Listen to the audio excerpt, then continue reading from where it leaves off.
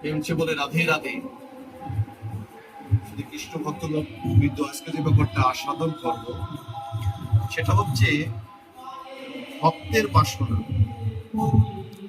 আপনারা জানেন সাধন জগতে আমার ভগবানকে যদি পেতে হয়, পরমেশ্বর ভগবানকে যদি পেতে হয়, গুরু কৃপা যদি পেতে হয়, তাহলে বাসনা থাকবে না। কোন বাসনা থাকবে না? পার্থিব জগতের কোন বাসনা থাকবে না, কিন্তু আমার ভগবানকে পাবার বাসনা এটা তো আমাদের থাকতেই পারে না। কিরকম? কোন ভক্তের কোন বাসনা কখনো অপূর্ণ থাকে না। একবার শ্রীরূপ গোস্বামী মনে শুধু বাসনা করলো যে আজকে যদি পরমেশ্বর ভগবানকে পরমান্ন দিতে পারতাম, মিষ্টান্ন দিতে পারতাম, হ্যাঁ, তাহলে মনে খুব আনন্দ হতো। সাথে সাথে সে বৃন্দাবনে, আপনারা জানেন শ্রীমতী রাধা ঠাকুরনী সেখানে সুগন্ধির চাল, দুধ এবং ওখানে চিনি সেখানে দিয়ে গেলেন।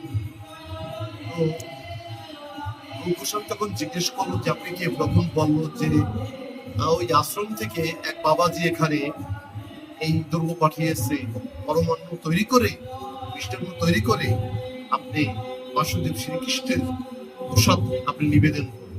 দেখেন, ভক্ত চাহিদা মাত্রই আমার রাধা ঠাকুরের কৃপা হয়ে গেল।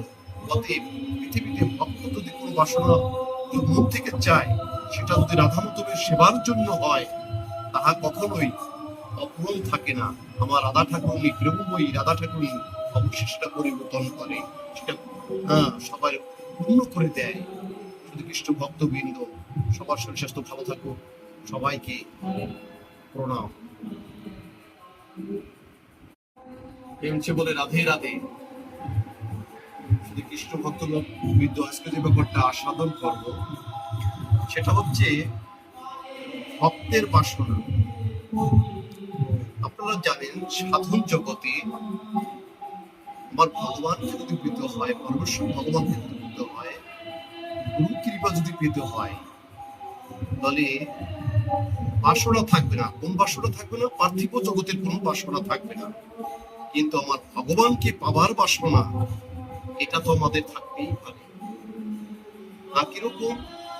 কোন ভক্তের কোন বাসনা কখনো অপূর্ণ থাকে না। একবার শ্রীরূপ গোস্বামী মনে শুধু বাসনা করলো যে আজকে যদি পরমেশ্বর ভগবানকে পরমান্ন দিতে পারতাম,